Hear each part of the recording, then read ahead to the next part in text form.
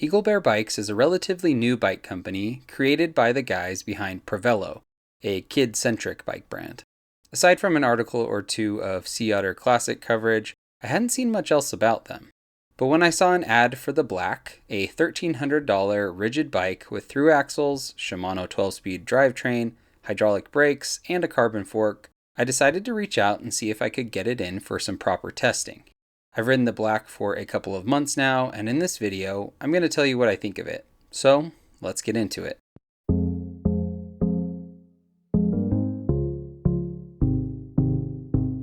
While the Black is technically their only model, you can get it in 4 different configurations depending on your intended purpose.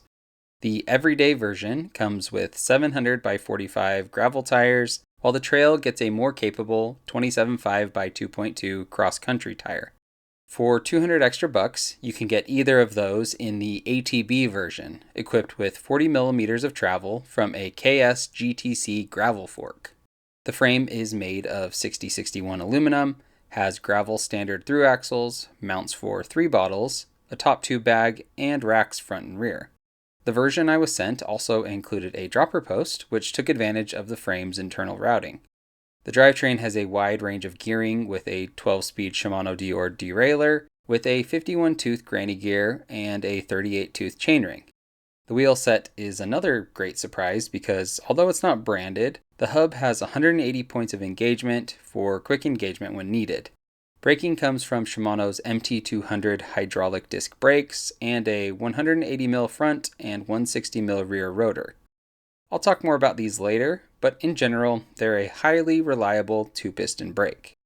The final component choice I'll mention is the bars are a typical mountain bike flat bar coming in at 760mm wide with 18 mils of rise. Geometry is where things get pretty interesting, because unlike most rigid, all-terrain, all-purpose bikes, this has a lot more mountain bike influence, which leans more heavily into flat bars. I rode a size large, which has a 616 stack, 454 reach, and a 626 effective top tube. Fitment numbers that make this bike fit like a slightly undersized version of what I look for in a mountain bike. That said, the 70-degree head tube, 74-degree seat tube, 75 mils of bottom bracket drop, and 438 chainstay put this bike more into the ATB territory. But is that what I'd find out in the real world? How about with a rigid or suspension fork? 45mm gravel tires or 29er mountain bike tires? I tried it out in a few different combinations over the 6 weeks I had the bike, and it helped me learn the strengths and weaknesses and who this bike is for. Let's start off with the strengths. First off, affordability. I know that's not something that required riding it to understand, but it did help me go from this bike is affordable to this bike packs a lot of value in at $1,300. Obviously, my setup comes out to more than that, with a suspension fork adding $200 and then the dropper taking it up even farther from there. But even then, you're looking at under $2,000 for a really capable bike. Bike prices have been all over the place since 2020, and a lot of the budget-friendly options have gone up in price or been dropped completely. So this is filling a much-needed gap. And instead of doing that with outdated geometry and unreliable components, it's designed and spec'd for real riding. Another strength of the Black is its ability to run 2 different wheel and tire sizes that completely change the focus or the sweet spot of the bike. With the everyday 700 by 45 setup, the bike feels fast and light and efficient and is very much a flat bar gravel bike. I did a few rides that were a mix of pavement and dirt roads, and it felt really easy to put down some quick miles. If you've watched the channel before, you'll know I'm a fan of high volume tires for comfort and traction, which this bike can't really fit. But the KS suspension fork did a really good job of taking the edge off even with the narrower tires. I've never used a gravel specific fork, so I don't have much to compare it to, but when swapping between the suspension and rigid fork, there's a very noticeable difference in how washboards and bumpier sections feel. On the other side of the spectrum, you've got the Trail version, which comes with 27.5 cross-country tires to help you tackle some flowy mountain bike trails or just have a little bit more grip and cushion. I had originally planned to run a 27.5 wheel set that I was going to steal from my Primos Dame, but realized I didn't have a 12-speed cassette that would work, so I just decided to test the Black's clearance with some 29er tires. I'm a bit of a tire hoarder, so I went digging and found some old 29 by 2.2 and I threw those on. They actually measure out pretty dang small, so they were really closer to a 2-inch tire, but I still had a little clearance to spare.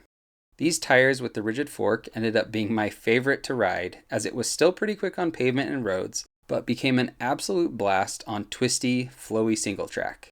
I can only imagine it'd be even better with the 27.5 wheel set, giving it a more nimble steering and a more playful ride overall. If you like the old school mountain bike steering feel, but you still want a longer front end that you see on modern bikes, so you can skip that over the bars feeling, this bike nails it. The final strength I'll mention with this bike is the drivetrain and gearing. Most new bikes these days come with a granny gear in the 50s, it's just kind of the industry standard now. So of course having a 10 to 51 tooth cassette was a great but obvious choice to go with. Where I really give kudos to them though is the 38 tooth chainring, because that shows they were actually thinking about the intended use of the bike. The 38-51 combo might be a little too tall for dedicated mountain biking with prolonged steep climbs, but for a do-it-all type of bike that you can commute on and then take a detour to the trails on your way home, it's perfect. I rode some of my usual XC trails and didn't find myself struggling much more than usual in the lowest gear, which may partially be because the smaller diameter of the tire offsets the larger chainring a little, or maybe it's just because the bike is generally pretty light with a rigid fork on it. The gearing was also great for flat sections, small descents, and just generally getting around because I wasn't spinning out at 18 or 19 miles an hour, as is common with mountain bike drivetrains. In fact, aside from the steepest, longest downhills, I don't recall ever spinning out at all. On to the weaknesses. From a performance perspective, the weakest part of this bike is the brakes. MT200s aren't known for being high-performing brakes, and if you're pushing this bike on trails and steep descents, you'll probably find yourself wanting more braking power. However, if you plan to use the Black for commuting, gravel, or just as your general everyday bike, you'll be totally good. They work great for those use cases. In either setting though, the MT200s are known for being super reliable, so you shouldn't have any issues there. Sticking to the trail side of things, I think the head tube angle is a hair too steep.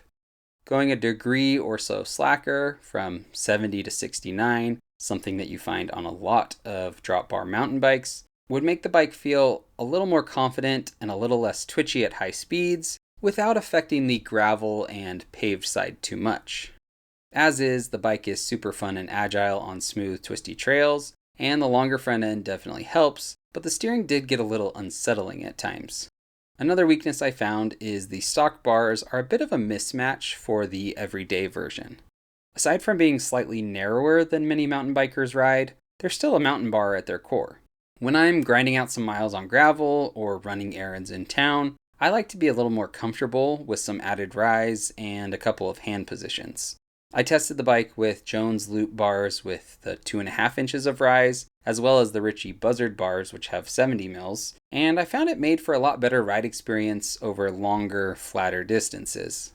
Eaglebear does have an option to purchase a riser bar when you're buying the bike, and that's something that I'd highly recommend, especially at the low price point they have that bar for. But I think having an alt bar with rise as a standard option for the everyday would be a pretty smart move. The last thing I'll touch on is something I brought up on my first ride. The hub is loud. I don't consider this a true weakness because many people love their hubs to be loud, but I'm not really one of them. I got used to it over time, and if that loud noise is necessary to get the high engagement side of things, I'll take it, but it's just not my first choice for hub sound. So, who is the Black for? It's for someone who wants a relatively inexpensive bike with smart component choices and modern features like through axles and dropper post routing. It's for someone who wants a bike that transforms, alt bars and traditional gravel tires for fast, tame riding, or flat bars and some mountain bike tires for more adventurous routes. It's for the person that has never felt at home on drops, but wants something more efficient than their full suspension mountain bike when they're not on the trail. And finally, it's for someone who wants something that's no nonsense. Simple design, simple materials, reliability, and capability all in one bike. The Black is a bike that speaks to the core things I personally want in a bike. I want something that isn't going to be a huge stretch financially. but also isn't going to let me down on the reliability and performance side of things. I also want something that's comfortable to ride, can transform with a change of tires or wheels, and is designed to handle more than just a single type of trail or road. While I get to ride a lot of more difficult blue and black diamond trails, a good chunk of the riding near me is on dirt roads or smooth and flowy green and easy blue trails. And that's right about where I found the sweet spot of the black to be, especially if I had this in the trail version or at least with these faster rolling XC tires on it. So if you're wanting something that doesn't cost an arm and a leg and fits really neatly into this emerging modern all-terrain bike category, the black is a bike I'd highly recommend. I want to say thanks to Eaglebear for sending this bike out for review. It's not always easy for these smaller operations to essentially lend out a bike for testing, but I'm glad they made it happen. If you want to know more about the black or Eaglebear in general, I've put a link down in the description. And be sure to let me know what you think of this bike and ask any questions I didn't answer down in the comments. Thanks for watching, and I'll see you next time.